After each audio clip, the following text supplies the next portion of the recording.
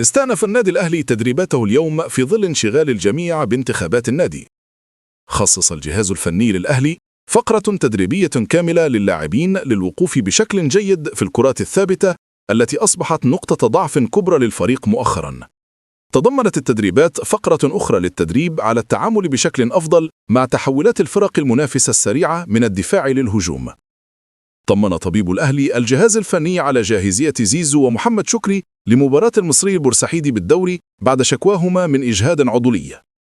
رصد كامل أبو علي رئيس المصري البورسعيدي مكافآت استثنائية لتحفيز اللاعبين على تحقيق الفوز على الأهلي في مباراة الأحد القادم. حذر نبيل الكوكي مدرب المصري لاعبيه بشدة من انتفاضة الأهلي بعد التعثر الأخير أمام بتروجيت، مؤكدا ضرورة الحذر الشديد من استقبال أهداف مبكرة. سجل إقبال جماهيري جيد نسبيا على شراء تذاكر مباراة الأهلي المقبلة أمام المصري بالدوري. تترقب جماهير القاهرة تخصيص النادي حافلات لنقلهم إلى برج العرب كالمعتاد. عقد نبيل الكوكي جلسة خاصة مع عبد الرحيم دغموم المصري لإعطائه تعليمات للهروب من الرقابة المتوقعة أمام الأهلي. أكد الأهلي أن إمام عاشور سيسافر إلى الإمارات العربية المتحدة مع الفريق لاستكمال علاجه هناك فقط، ومن الصعب أن يلحق بأي مباراة في بطولة السوبر. استخرج النادي الأهلي تأشيرات السفر ل8 لاعبين للسوبر المصري من ضمنهم إمام عاشور. يميل ياثورب المدير الفني للأهلي لعدم ضم العناصر الشابة لقائمة الفريق في السوبر المصري لصعوبة الاعتماد عليهم، وقد يكتفي بضم عنصر أو عنصرين منهم فقط. أكد وليد صلاح الدين التزامه التام بدوره كمدير للكرة فقط، ونفى تدخله في الأمور الفنية أو محاولته الضغط على المدرب للعب بطريقة معينة أو بلاعب محدد.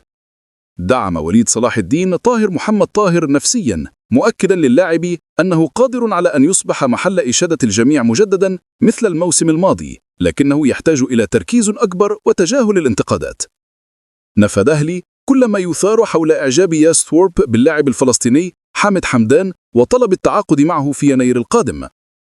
أكد الأهلي أن المدرب الدنماركي لم يتحدث مطلقاً مع أي مسؤول عن حامد حمدان، لكن النادي لن يتردد في إنهاء الصفقة إذا طلبها المدرب مستقبلاً. نفى أشرف داري للمقربين منه ما يثار عن إمكانية انتقاله للرجاء المغربي في صفقة تبادلية لضم يوسف بعمري ظهير الرجاء.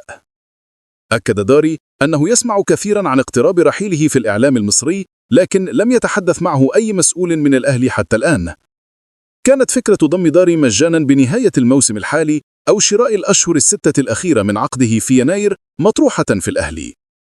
أعلن أشرف نصار رئيس البنك الأهلي تجديد عقد محمود الجزار مع البنك لمدة 3 سنوات.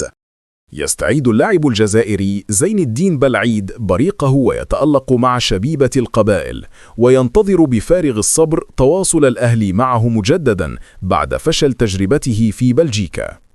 يرفض نادي بيراميدز عرض محمد حمدي للبيع في يناير رغم رفض اللاعب التجديد، على أمل إقناعه بالتجديد وإنهاء فكرة اللعب للأهلي. نفى الأهلي كل ما يقال عن رغبة المدير الفني الجديد في بقاء حمزة علاء مع الفريق لنهاية الموسم وإعارة محمد أحمد سيحة بدلا منه في يناير. يربط الأهلي إمكانية فتح ملف التعاقد مع أسامة فيصل مجددا بتخفيض البنك الأهلي مطالبه المالية المبالغ فيها لبيع اللاعب، والتي عطلت الصفقة الصيف الماضي بطلب أكثر من 70 مليون جنيه.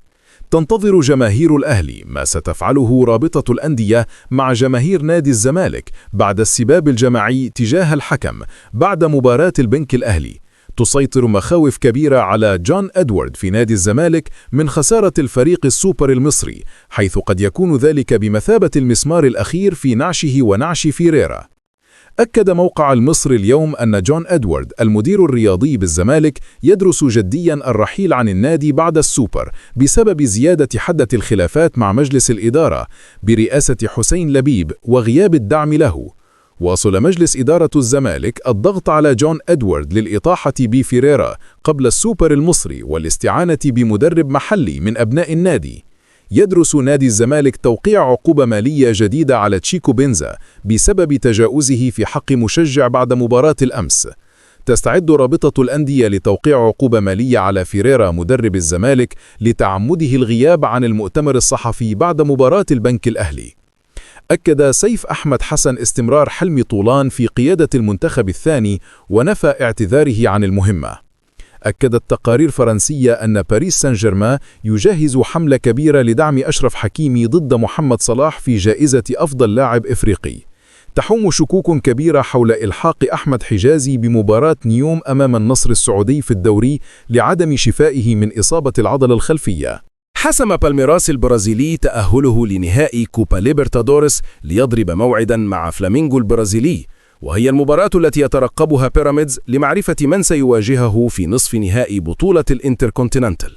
انتقب إبراهيم سعيد لاعب الأهلي السابق حسام عبد المجيد مدافع الزمالك بشدة، مؤكدا أنه لا يفعل أي شيء صحيح مؤخرا ولا يملك أي ميزة تؤهله للانتقال للأهلي.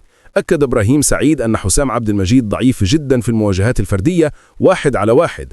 انتقد إبراهيم سعيد أيضا عدي الدباغ وصفا إياه بأنه مهاجم بطيء جدا ولا يليق بهجوم الزمالك، وأن إمكانياته لا تؤهله للعب سوى لأندية الوسط. أكد محمد بركات نجم الأهلي السابق عدم رضاه عن ما يقدمه الأهلي مؤخرا والأخطاء الدفاعية المستمرة. أشار بركات إلى رحيل رامي ربيعة ومحمد عبد المنعم وأكرم توفيق أثر بشكل كبير على المنظومة الدفاعية للفريق الأحمر. يرى بركات أن الأهلي لا يعاني من أزمة هجومية، لكن القلق الأكبر يتمثل في المنظومة الدفاعية التي استقبلت 13 هدفا في 11 مباراة، وهو رقم كبير جدا.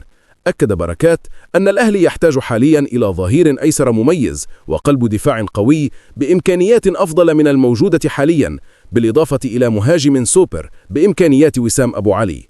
انتقد أحمد عبد الحليم لاعب الزمالك السابق لاعبي الأبيض بشدة لإصابتهم الجماهير بالإحباط والتقصير في حق النادي. انتقد عبد الحليم فيريرا مؤكدا أنه يدير جميع مباريات الأبيض في الموسم الحالي بشكل خاطئ.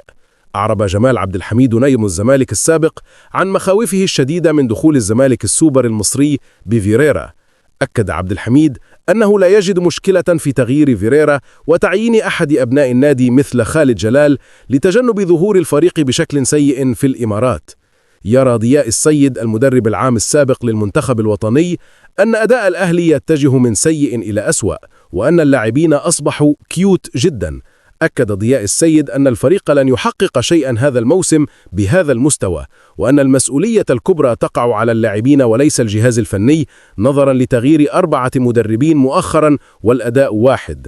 لاحظ ضياء السيد غياب الشراسة والتركيز في الهجوم ووجود عشوائية كبيرة في إنهاء الفرص وضعف الأداء الدفاعي. فشل الأهلي في تحقيق الفوز في كل المباريات التي تقدم فيها الخصم بالنتيجة باستثناء مباراة الزمالك. أكد ضياء السيد أن النادي مطالب بغربلة الفريق الفترة القادمة. أشار ضياء السيد إلى أن التعالي واضح على أكثر من لاعب في الخط الأمامي، وأن بعض النجوم في الأمام مردودهم ضعيف جدا ويجب أن يرحلوا إذا استمر هذا الأداء.